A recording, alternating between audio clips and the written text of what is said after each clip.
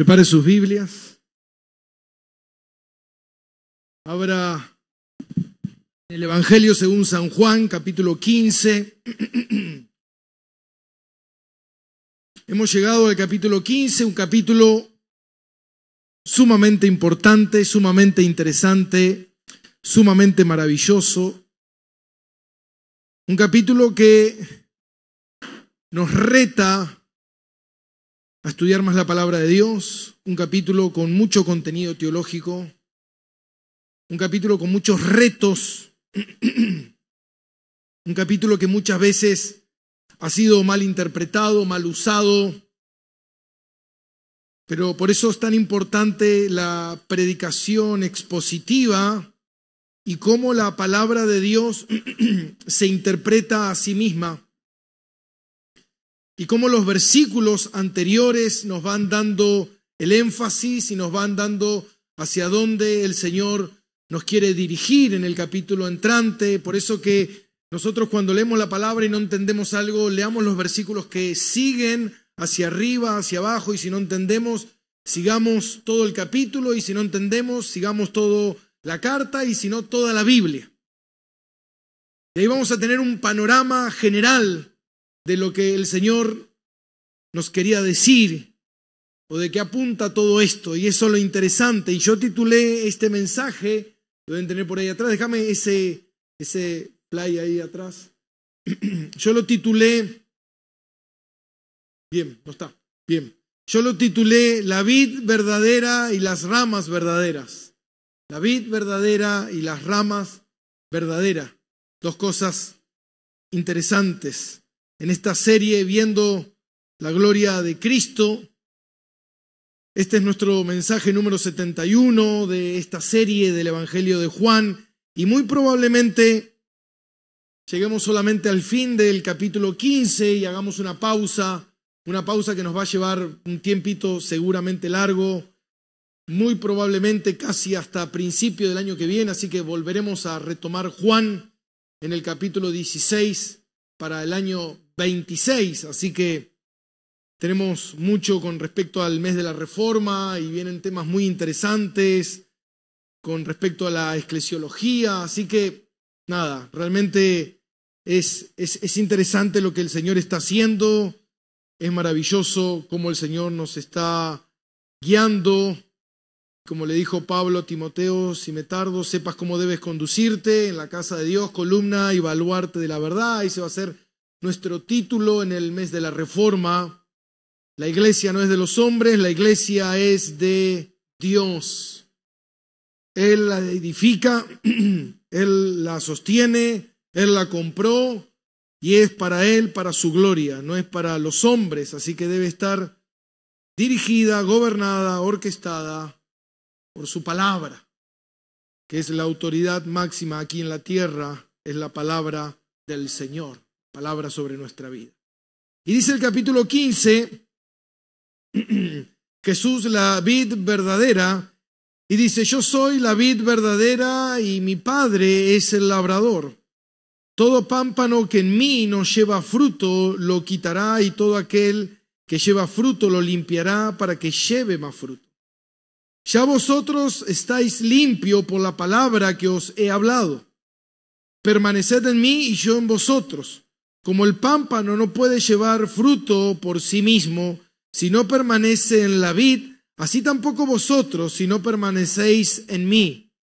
Yo soy la vid, vosotros los pámpanos. El que permanece en mí y yo en él, éste lleva mucho fruto, porque separado de mí nada podéis hacer. El que en mí no permanece será echado fuera como pámpano y se secará, y lo recogen y lo echan en el fuego y arde. Si permanecéis en mí y mis palabras permanecen en vosotros, pedid todo lo que queráis y os será hecho. En esto es glorificado mi Padre, en que llevéis mucho fruto y seáis así mis discípulos. Como el Padre me ha amado, así también yo os he amado. Permanecéis en mi amor. Si guardáis mis mandamientos, permanecéis en mi amor, así como yo he guardado los mandamientos de mi Padre y permanezco en su amor. Oremos. Padre, gracias te damos, bendito Dios. Gracias, Señor, por tu palabra santa, infalible, inerrante, inequívoca, Señor. Te ruego, bendito Dios, que mientras estemos abordando este pasaje tan maravilloso, Señor, tú por medio de tu gracia, a través de tu Espíritu, Señor, tú nos guíes, Señor, a poder tener entendimiento, comprender las profundidades de esta palabra, Señor. El que predica es un hombre caído, un pecador, Señor, que necesita de tu gracia, necesita de tu misericordia, Señor, porque él no tiene nada para dar, Señor, pero eres tú, Señor, quien se pasea en medio de la congregación de los santos. Eres tú que está aquí en esta mañana. Por eso, Padre del cielo, dame todo lo que no tengo para hacer lo que tú quieres que haga, Señor, de compartir tu palabra, Señor. Te lo ruego, te lo pido en el nombre de tu Hijo amado Jesucristo. Amén y amén. Hermano, estamos en una noche, no le diga pastor, pero es de mañana todavía. Estamos en una noche muy cargada de muchas emociones. Recuerden que ellos estaban en el aposento alto. Algunos creen que esta conversación todavía se da en el aposento alto mientras están saliendo como puerta adentro, puerta afuera. Otros teólogos creen que ya emprendieron viaje a Getsemaní y se está dando esa conversación. Es relativo eso. Lo importante es que se da esa conversación y Juan la registra. Y es una noche cargada de emociones para sus discípulos porque ellos se están dando cuenta que su maestro va a morir y que eso es algo inminente. Entonces, recuerden lo que veníamos diciendo en el capítulo 14, que el temor se había apoderado de sus corazones, las dudas. Ellos lo habían dejado todo por seguir a Jesús y de repente su maestro iba a ser quitado de en medio de ellos. Y Jesús, lo maravilloso de esto, mientras yo estudiaba este pasaje y meditaba en este pasaje, un pasaje que lo he leído no sé cuántas veces lo he meditado, muchas veces he predicado este pasaje, pero cada vez que uno lo lee, cada vez que uno lo medita en las Escrituras, se van abriendo puertas y uno va profundizando y va entendiendo y el Señor te va dando sabiduría para comprender cada vez más. Por eso es importante que cuando usted pueda, vuelva a leerlo y lo lea una y otra vez y deje que el Espíritu Santo lo ministre y le vaya dando entendimiento respecto a este pasaje. Lo maravilloso de este pasaje es que el Señor está yendo a morir, a enfrentarse a la cruz, a ir a entregar su vida, a sufrir por todos los pecadores, pero Él no pierde el tiempo. Él está en un control total de la situación. Mientras Él se dirige hacia la cruz, Él va entregándole este legado a la iglesia y va fortaleciendo los corazones de sus discípulos. Si podemos ver el contexto, recordemos que en ese aposento alto pasaron muchas cosas. Jesús lavó los pies de sus discípulos, le mostró la misión a la cual Él vino, que es a entregar su vida. Habló de la traición de Pedro. Vimos la manifestación de Judas, la traición de Judas y cómo Judas se levantó y se fue a arreglar, a hacer los últimos arreglos para vender a su Señor, para traicionarlo en busca de unas monedas, simplemente buscando sus intereses. Pero en ese contexto de la traición de Judas, por eso hago hincapié en eso, porque es muy importante ese contexto de los discípulos que estaban siguiendo a Jesús con temor, con duda, con lucha, con problemas, frente al escenario de un Judas que ya lo abandonó, que ya se fue, que ya se hizo evidente cuáles eran las intenciones de su corazón, salió a la luz lo que él era, y por eso es importante eso de el verdadero y el falso. La vid verdadera. Por eso Jesús remarca y dice: yo soy la vid verdadera. Esta es la séptima de los 7 yo soy, es el último yo soy de los que Jesús fue relatando en todo el Evangelio de Juan, pudimos ver que Él es: yo soy el pan de vida, yo soy la luz del mundo, yo soy la puerta, yo soy el buen pastor, yo soy la resurrección y la vida, yo soy el camino, la verdad y la vida, yo soy la vid verdadera. Y es interesante porque en todo el capítulo 14 el Señor fue mostrando este contraste entre el creyente verdadero y el creyente falso. El que me ama es porque ha nacido de nuevo, y si ha nacido de nuevo, me obedece. ¿Por qué me decís Señor, Señor, si no hacéis lo que digo? ¿Se entiende, no? Eso está lleno. Nosotros vivimos en un país que dice creer en Jesús, pero por sus frutos vemos que no es así. Y muchas veces nos cuesta, hasta incluso nos duele de pensar de esa forma, pero nosotros no tenemos que ser sentimentalistas, sino tenemos que ser racional con respecto a lo que dice la palabra de Dios.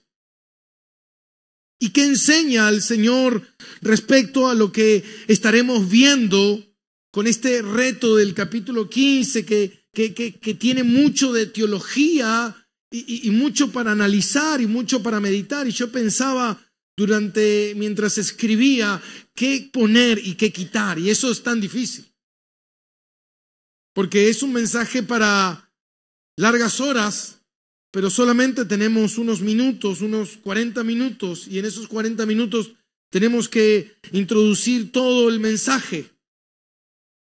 Así que el Señor, en ese ego en mí, el yo soy, que Él está mostrando su divinidad, Él está mostrando su igualdad con el Padre, Él muestra todos estos yo soy y finaliza en el capítulo 15 con esta revelación extraordinaria: yo soy la vid verdadera. Y Jesús vuelve a usar esta alegoría que ya ha utilizado anteriormente, como vimos en todos estos ejemplos. Esta alegoría es usar elementos para dar un mensaje mucho más amplio de lo que el elemento es. El Señor quiere enseñar algo utilizando este elemento, con la luz, con el pan, con el camino. En esta oportunidad el Señor nos trae la vid, y la vid era esta planta que es donde nosotros sacamos las uvas, una planta muy común en Palestina de ese tiempo. La gente muy comúnmente cultivaba vides, era algo muy común en ese tiempo. Hasta incluso, mi hermano, es uno de los cultivos más antiguos de la humanidad. Se han registrado hasta incluso cultivos de hace más de 8.000 años. Así que es uno de los cultivos más antiguos que tenemos información de cómo el hombre ha cultivado y ha trabajado estos viñedos, estas vides. Así que la pregunta es que en el capítulo 1, en el versículo 1 del capítulo 15 dice: yo soy la vid verdadera y mi Padre es el labrador. Ahora la pregunta es: ¿por qué Él es la vid verdadera? Pero antes que profundicemos, la pregunta es: ¿por qué Jesús dice yo soy la vid verdadera? ¿Será porque habrá una falsa? Si el Señor está hablando de la verdadera es porque obviamente hay un falso. O hay alguien que de repente dice ser y no es. Y esto es interesante, porque el Señor muestra como la otra cara de la moneda de una vid verdadera y una vid falsa. Un creyente verdadero, una rama verdadera y una rama falsa. Eso es lo que el Señor nos está mostrando. Ahora, cuando el Señor habla de la vid verdadera es porque obviamente hay una vid falsa, y esa vid falsa es que lo que se conoce en el Antiguo Testamento es Israel. A Israel se la nombra como la vid de Dios. Cuando yo leí el Salmo 80 estaba hablando de Israel. Está hablando de esta vid en la cual el Señor plantó y el Señor utilizaba a Israel para Él manifestarse al mundo, para Él mostrarse. Israel era la vid que tendría que mostrar los frutos de Dios, que tenía que mostrar quién era Dios. Y por eso quiero que vayamos a Isaías 5. Y ahí en el capítulo 5 hay una parábola que dice la parábola de la viña. Y dice, ahora cantaré por mi amado el cantar de mi amado a su viña. Tenía mi amado una viña en una ladera fértil. La había cercado y despedregado y plantado de vides escogidas, y había edificado en medio de ella una torre y hecho también en ella un lagar. Y esperaba que diese uvas, y dio uvas, ¿cómo? Silvestres, agrias, amargas, sin sabor. Ahora, el Señor dice, yo soy la vid verdadera. Él está haciendo hincapié en que hay una vid que el Señor plantó que debía ser una vid verdadera, una vid fructífera, una vid con propósito, pero esa vid se pervertió, se desvió, se corrompió y dio uvas amargas, uvas silvestres. Ahora, dice el versículo 3, ahora pues, vecinos de Jerusalén y varones de Judá, juzgad ahora entre mí y mi viña. ¿Qué más se podía hacer a mi viña que yo no haya hecho en ella? ¿Cómo he esperado yo que diese uvas? Ha dado uvas silvestres. Os mostraré pues ahora lo que haré yo a mi viña. Le quitaré su vallado y será consumida. Ahora mire el escenario ¿no? El Señor planta una vid, una viña en la cual el Señor espera que cumpla su propósito por la cual el Señor la plantó, eligió un lugar, le dio todo lo que tenía que darle para que fuera fructífera, le dio todas las cosas extraordinarias. Y de repente esta vid no produce. ¿Se acuerdan el relato de Jesús con la higuera? Cuando vio de lejos y fue a la higuera a tomar un higo. Y cuando llegó, el Señor se encontró con un escenario totalmente diferente. De lejos era una higuera. De cerca no era nada. Porque tú puedes ser un árbol de higuera, pero si tú no tienes higo, no eres nada. Era pura apariencia.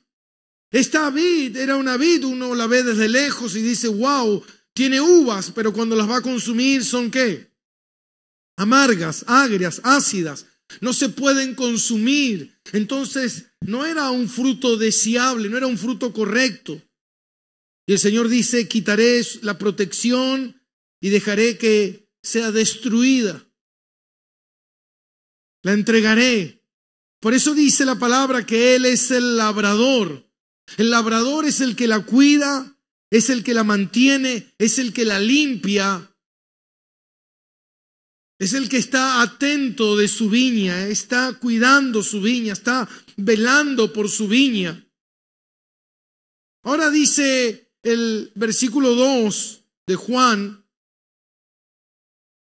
el versículo 2, dice, todo pámpano, habla de la vid, habla del labrador y ahora habla del pámpano. El pámpano son las ramas, para que podamos identificarlo mejor, son las ramas de esa planta, de ese árbol o arbusto.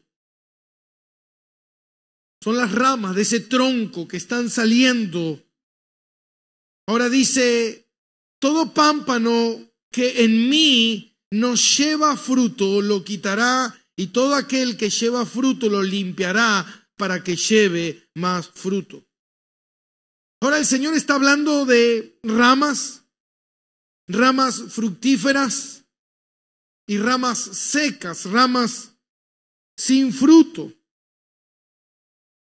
Ahora muchos teólogos han hablado respecto a esto y muchos creen que el trasfondo de lo que el Señor está hablando aquí tiene que ver con Judas. Muchos lo tergiversan y lo llevan para otro lado y quieren distorsionar la historia, pero si uno viene el relato y ve lo que sucedió con Judas, que era algo inminente, que se había ido y sus discípulos estaban atribulados, estaban angustiados de todo lo que estaba sucediendo, el Señor le quería mostrar a ellos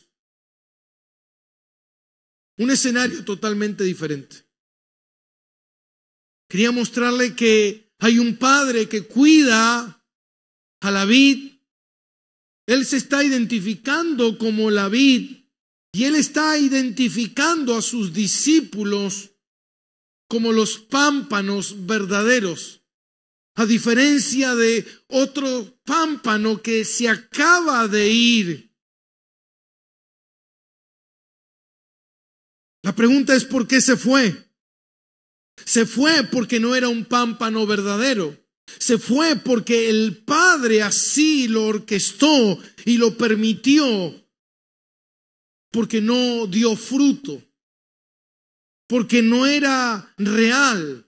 Hermano, mucha gente se apega a Jesús, mucha gente habla de Jesús, mucha gente dice que es cristiana. Pero no es lo que tú dices, sino es lo que tú haces, lo que tú demuestras.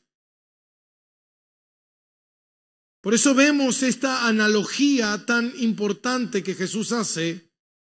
William Hendrickson, el teólogo, él dice, el énfasis principal es que el que permanece en él lleva mucho fruto.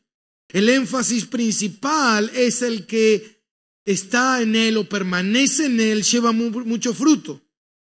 Y el que no se seca y muere eternamente. Hermano, no hay nadie que pueda estar con Jesús y no dar fruto. Es imposible.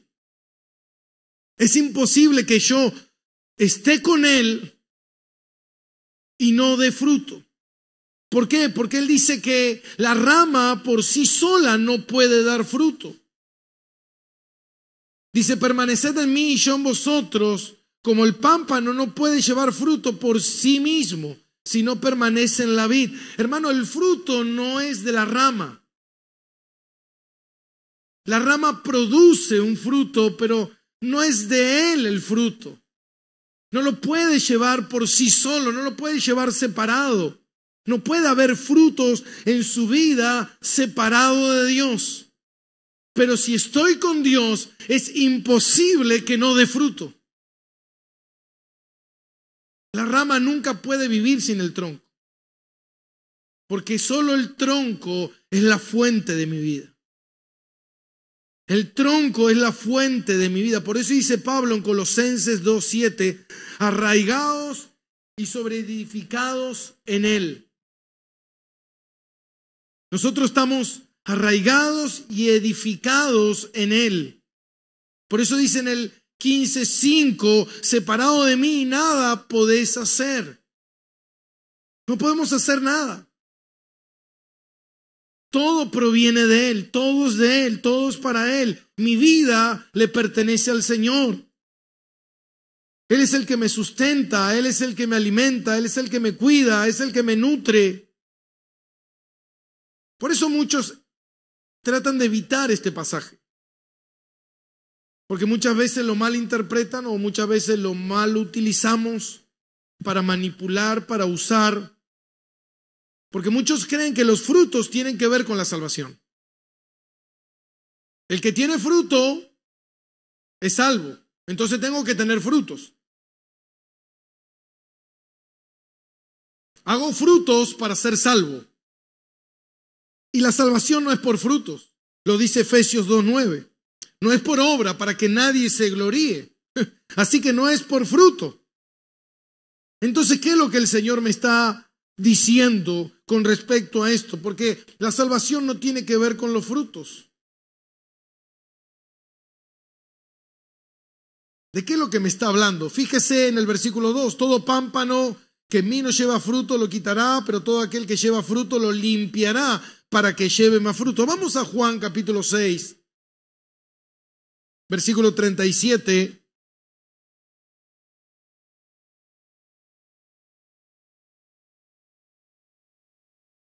Y dice, todo lo que el Padre me da vendrá a mí, y el que a mí viene no lo echo fuera. Porque he descendido del cielo no para hacer mi voluntad, sino la voluntad de mi Padre. Y esta es la voluntad de mi Padre, el que me envió, que todo lo que me diere no pierda yo nada, sino que lo resucite en el día postrero. Entonces, si soy del Señor, si el Señor me ha salvado, mi hermano, no hay forma de que yo me pierda. Entonces yo no puedo perder mi salvación por los frutos. Yo no puedo perder mi salvación por los frutos. Bueno, no tiene frutos, pero es salvo. No, porque los frutos no tienen que ver con la salvación, sino los frutos tienen que ver con las consecuencias de haber sido salvo. El resultado de la salvación es una vida fructífera. Es una vida que muestra frutos. Ahora, Jesús está hablando de que estas ramas verdaderas que están unidas a Él las nutre, de Él dependen. Él es la vid que sostiene estas ramas. Ahora, muchas veces la gente cree que es cristiana, pero en realidad su vid no es Jesús, sino que su vid es una falsa. ¿Y cómo puede ser una vid falsa? Los judíos creían que Israel era la vid verdadera. Y la vid verdadera era Jesús. Dijo, yo soy la vid verdadera. Muchas veces cree la gente que la vid es su pareja, sus hijos, su título, su iglesia, su teología. Pero en realidad, hermano, lo que me hace a mí un verdadero creyente es mi relación íntima, genuina con el Señor. Lo que el Señor está diciendo es que la rama y el tronco tienen una intimidad, tienen una unión que está unida por lo que fluye por dentro. Lo que fluye por dentro es lo que los hace unidos, no están separados. Usted no va a ver nunca una rama con vida separada del tronco. Ahora, esa rama que está unida al tronco es igual que el tronco. Es similar al tronco. Es de la misma materia, es de la misma clase, es del mismo material. Yo no voy a ver una rama de cedro en un pino. El pino produce ramas que son pinos. Entonces, están unidas, están entrelazadas profundamente entre ellas. Es una relación íntima. Por eso, cuando el Señor dijo en Mateo 7:23, que muchos decían en el 21, en tu nombre, Señor, muchos me dirán en aquel día, en tu nombre, yo he hecho esto, yo he hecho aquello, yo he predicado, yo he profetizado, yo he dado, yo hice, yo fui, yo estuve. Y el Señor dice en el 23, nunca los conocí. Esa palabra conocer tiene que ver con la intimidad, tiene que ver con la intimidad incluso de las parejas. Nadie me conoce a mí tanto como me conoce mi esposa. Ella es mi intimidad. Lo que el Señor está hablando aquí es de que hay una relación entre la vid y el pámpano de intimidad.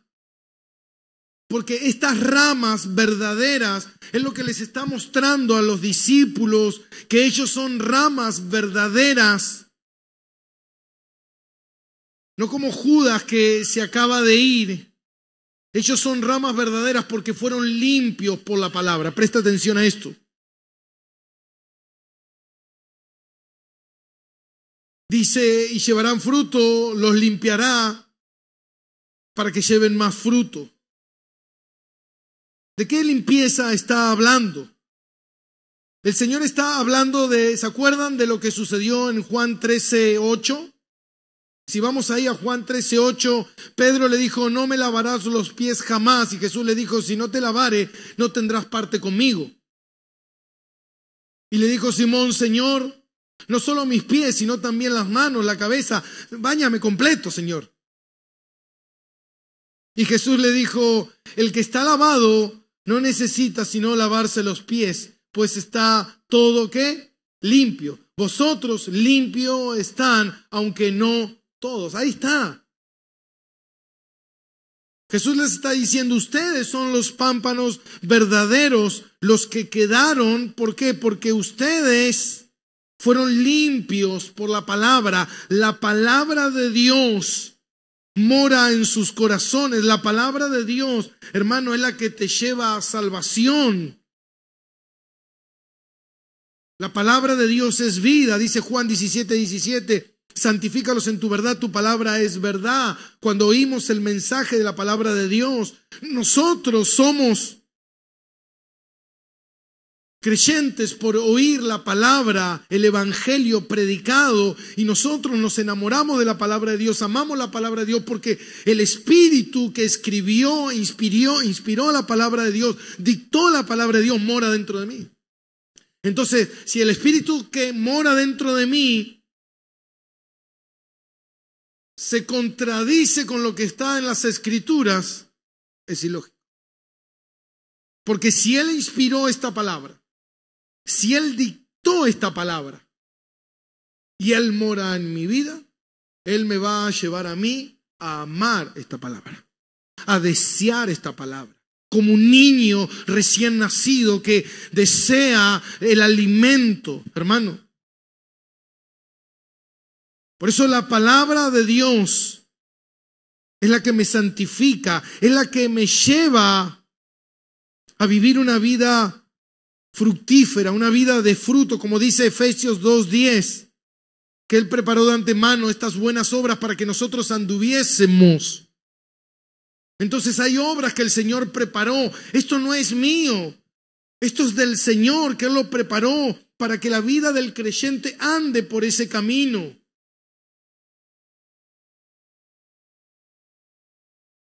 No existe un cristiano, mi hermano, que sea alérgico a la palabra.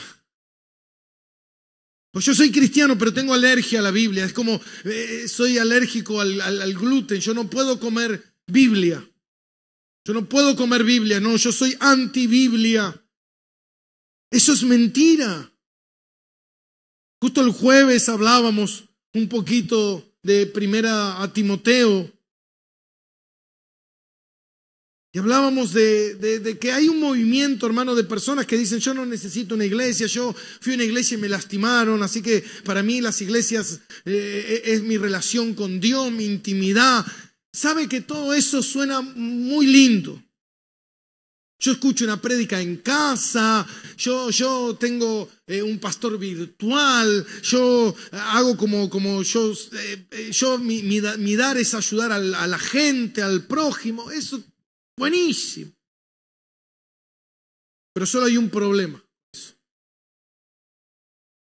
que es contrario a todo lo que dice la Biblia. Y si es contrario a lo que dice la Biblia, tenemos un problema.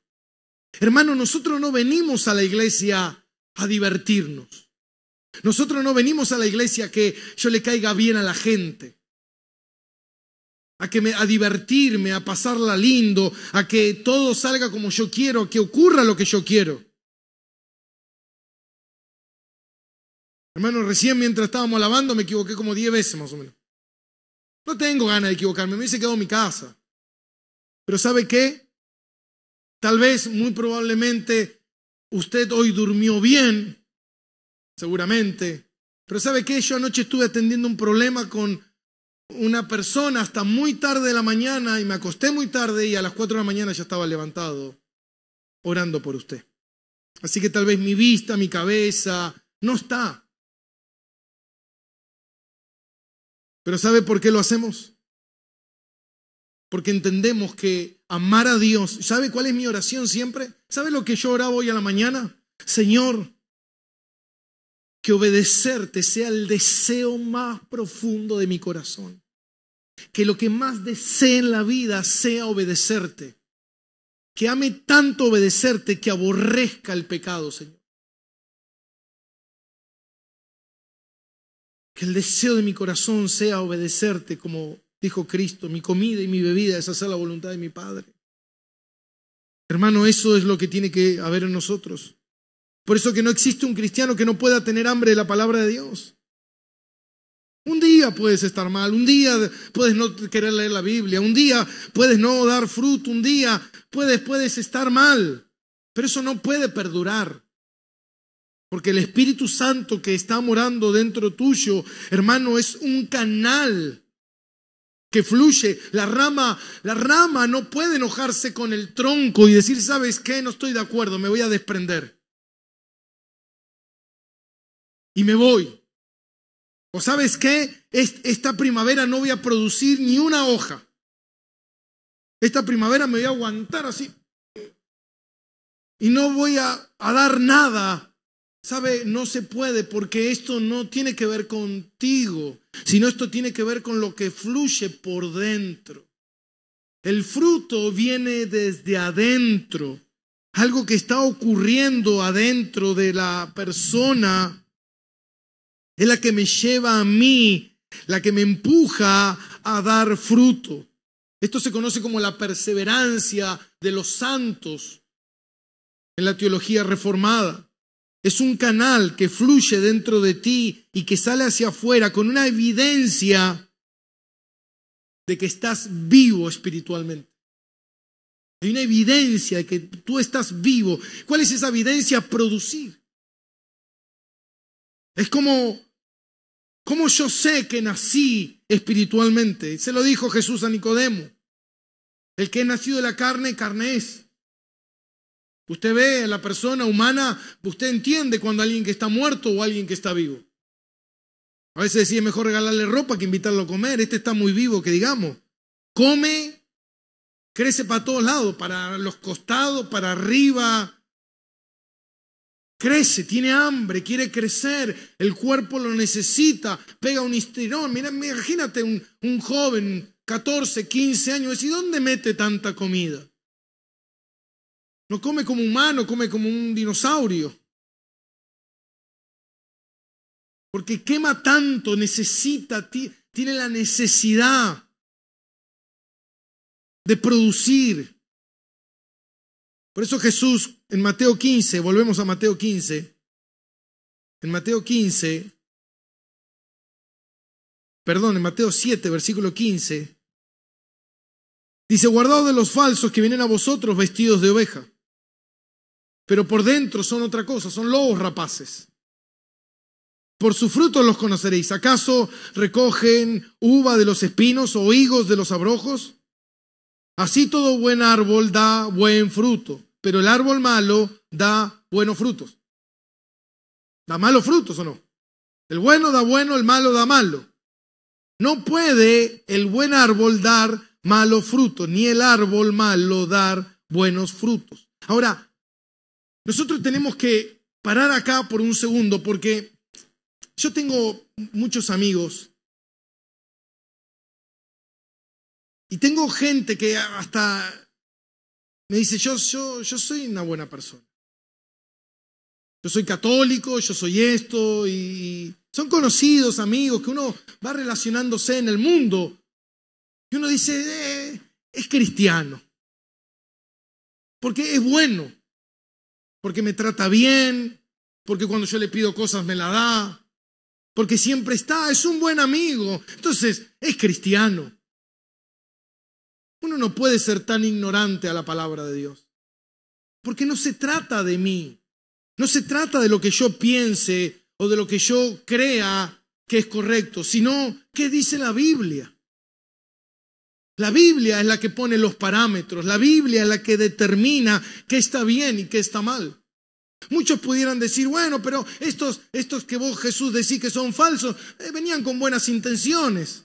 Nos decían paz, paz, paz, porque ellos querían ¿qué me van a decir? Me van a tirar una mala noticia. Entonces tenían buenas intenciones, querían cosas buenas para nosotros. No me iban a decir a mí, mira, viene juicio de Dios, arrepiéntete, te vas a ir al infierno. No, me decía, no, Dios te va a bendecir. Ya todo va a cambiar, vas a andar bien, vas a prosperar. Entonces, no es una mala persona, si me quiere. Pero ¿qué dice Dios respecto a eso? Dios dice, ese es hijo del diablo, padre de mentiroso. Porque lo que está diciendo es una mentira. Lo que está viviendo es una mentira. Hermano, el verdadero cristiano da como resultado una vida fructífera. Ahora, si paramos por un segundo aquí, ¿qué es el fruto? ¿El fruto es un regalo? ¿El fruto es dar regalos? ¿El fruto es sembrar? ¿El fruto es...? Yo una vez conocí a una persona, me acuerdo hace unos años, que me dijo, no, yo tenía a mi hija que tenía cáncer, un panadero, un italiano. Dijo, yo tenía a mi hija que tenía cáncer y le pedí a Dios que la sanara y le prometí a Dios que le iba a construir una capilla. Esa capilla está por acá cerca, es una capilla católica muy conocida, que él la construyó de su bolsillo. Y yo le dije, ¿qué pasó con tu hija? No, después murió. Y me dijo, pero está bien, total, yo hice frutos para el reino de Dios. Uno diría, este hombre se va al cielo, hermano, porque construyó una iglesia. Tiene frutos. Y la gente muchas veces, por eso este pasaje es mal interpretado, mal usado, porque muchas veces lo usan para interpretar que los frutos es algo externo. Es frutos de logros y éxitos mundanos.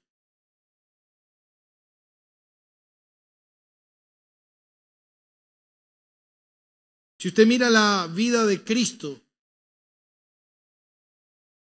uno pudiera pensar que la vida de Cristo es una vida de derrota, porque la obediencia lo llevó a la muerte. Pero muchas veces nosotros vemos el fruto como algo externo. Una gran iglesia con 50,000 personas, uno que trae muchos a la iglesia porque lo siguen, dar mucha plata, estar en todas las actividades de la iglesia, ser famoso en las redes sociales. Hermano, esos frutos no son de los que el Señor está hablando. Porque el fruto no tiene que ver conmigo y no es algo mío, sino es algo que Él produce. El que permanece en mí, esa rama va a producir frutos. Primero, un fruto es permanecer. Esa rama está permaneciendo en la verdad, está permaneciendo en la palabra. Está ahí, se está viendo la evidencia de que esa rama está ahí. Bien, perfecto. Pero esa rama no se queda solamente con eso, no se queda solamente con permanecer, con leer la palabra, con estar enamorado de la palabra de Dios, con desear las cosas de Dios, sino que va mucho más allá. Y podemos ver diferentes tipos de frutos dentro de la Biblia. La Biblia habla de muchos frutos. Pablo habla hasta incluso de los frutos de dar, que es un fruto. Pero si vamos a Gálatas capítulo 5, ya lo hemos recorrido, los frutos del Espíritu.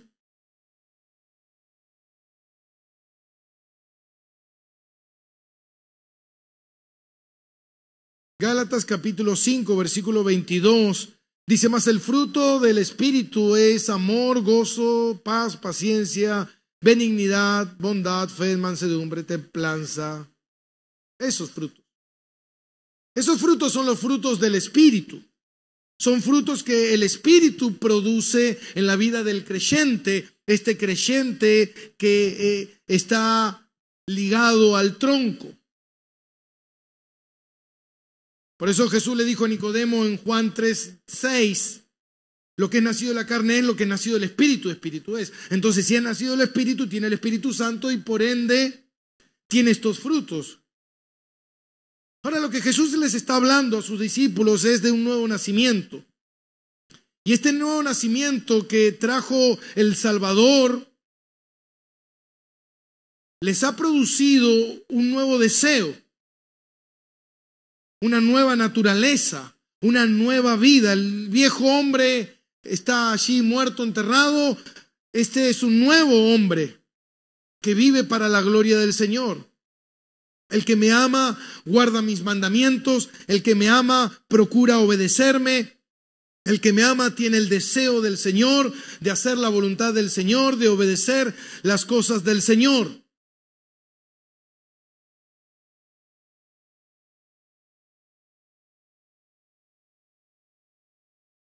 Justamente estos días, de vuelta tuve que mandar la carta de advertencia. Esa carta de advertencia parece como diabólica, parece.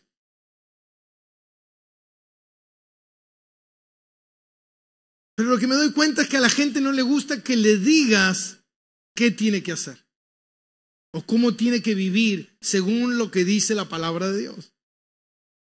Pero dice la palabra de Dios en Hebreos 13:17, dice, obedeced a vuestros pastores. No dice desobedeced a vuestros. Hermanos, si yo no puedo obedecer lo visible, ¿usted cree que yo obedezco lo invisible? Es ilógico. Si yo no puedo obedecer lo visible, entonces no puedo obedecer lo invisible y me estoy engañando a mí mismo. Es un engaño. Por eso le mandé esa carta a una persona y me dijo, bueno, mucho gusto, muchas gracias, nos vemos, no cuentes más conmigo. ¿No quieres obedecer a tu pastor? ¿No eres cristiano? Entonces tienes que atender este asunto de tu vida.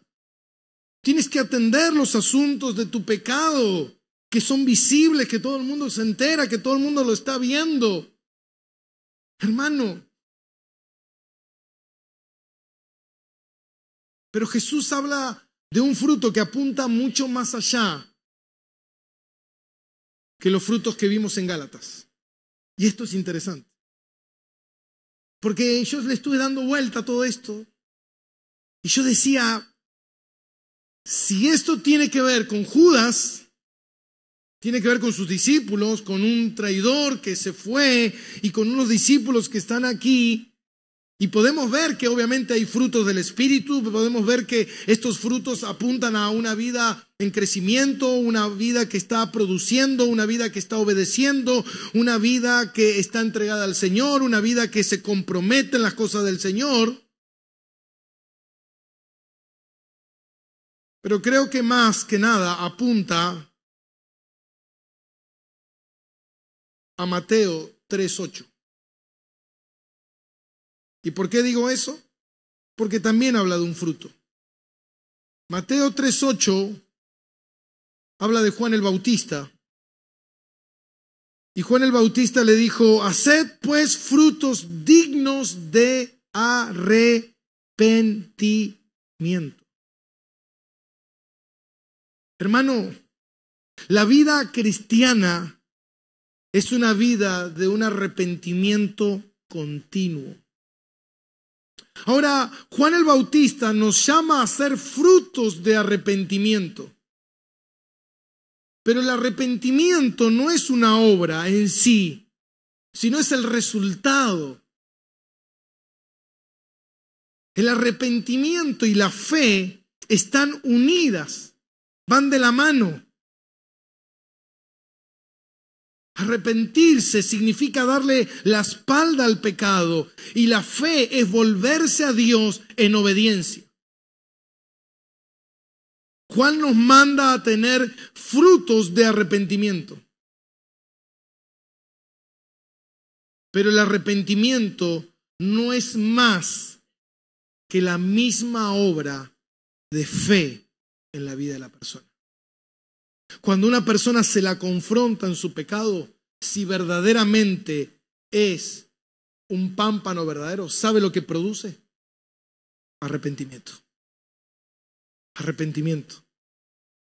Ve su pecado, se arrepiente, se aleja de él y vuelve en obediencia a lo que el Señor le está mandando por medio de su palabra, por medio de su pastor, por medio de la iglesia, porque desea obedecer al Señor, porque es eso lo que está dentro de sí.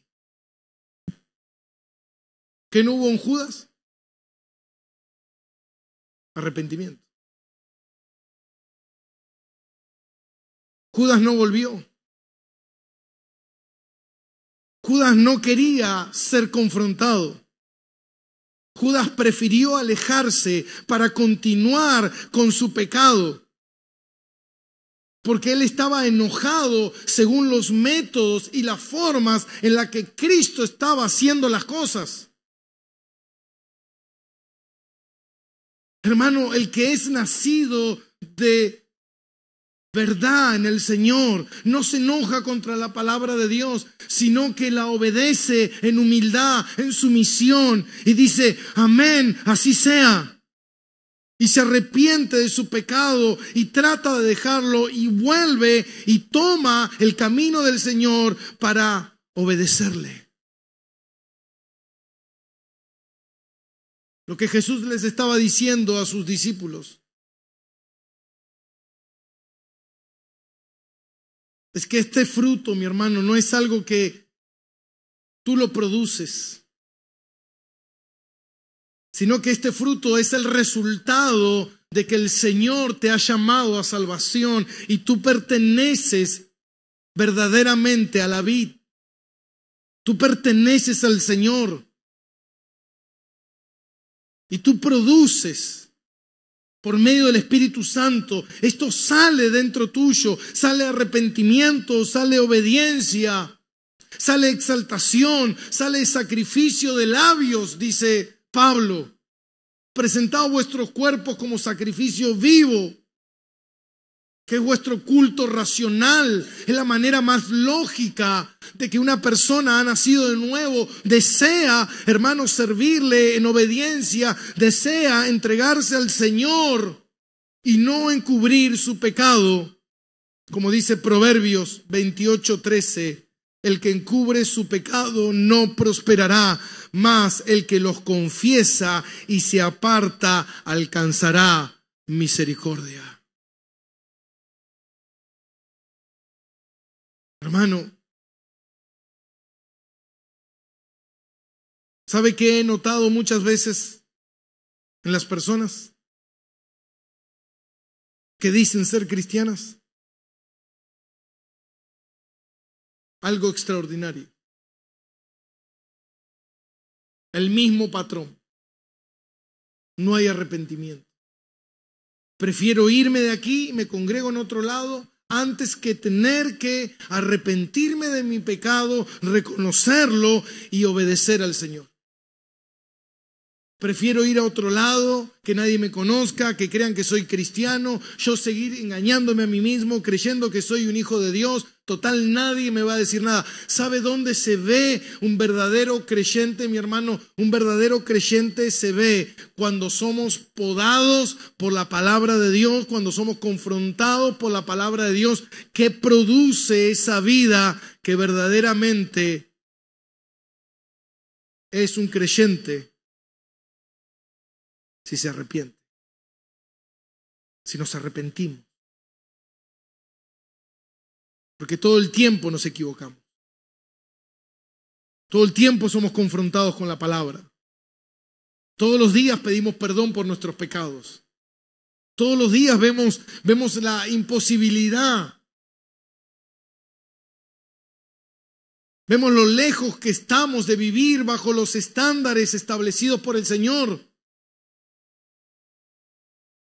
Hermano, cuando yo leo Corintios 13, el amor no se envanece, el amor no busca lo suyo, el amor no es jactancioso. Yo digo, yo soy todo lo contrario, yo me envanezco, sí soy jactancioso, yo me irrito. Señor, ¿cómo hago para tener ese amor? ¿Cómo hago para llegar a eso? Y uno ve que para uno es imposible, pero pone toda su confianza en el Señor.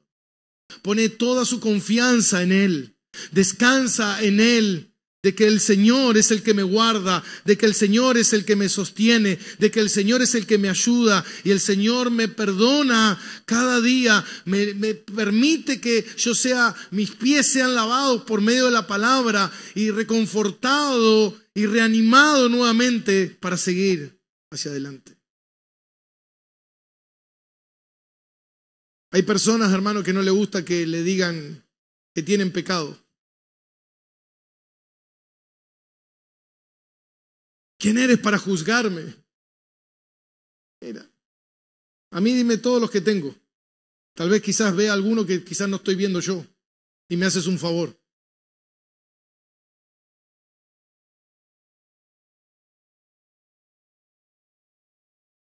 Nosotros tenemos que reconocer que nosotros somos débiles, nosotros somos frágiles, que fallamos en todo tiempo. Pero hay algo que anhela tu corazón, que es hacer su voluntad. Yo anhelo hacer su voluntad, aunque me cueste, aunque falle una y otra vez. Un día, ayer justamente mi esposa estaba haciendo un devocional de Primera de Juan y hablaba de abogado tenemos para con el Padre y analizábamos ese pasaje. Yo le digo, qué interesante es tener un abogado en el cielo. Jesús, listo, ya moriste, ya diste la vida por nosotros, ya está. El Señor dice, no. Hasta que no entren en gloria, el Señor sigue trabajando. El Señor sigue intercediendo por nosotros. El Señor sigue velando por nosotros, cuidándonos hasta que nosotros entremos todos a su presencia. Él cuida a sus pámpanos. Él hace que sus pámpanos produzcan, mi hermano, esos frutos internos, frutos de amor, frutos de arrepentimiento, frutos de obediencia, frutos de fidelidad, frutos de compromiso, frutos de lealtad, frutos que son la marca genuina de un verdadero creyente.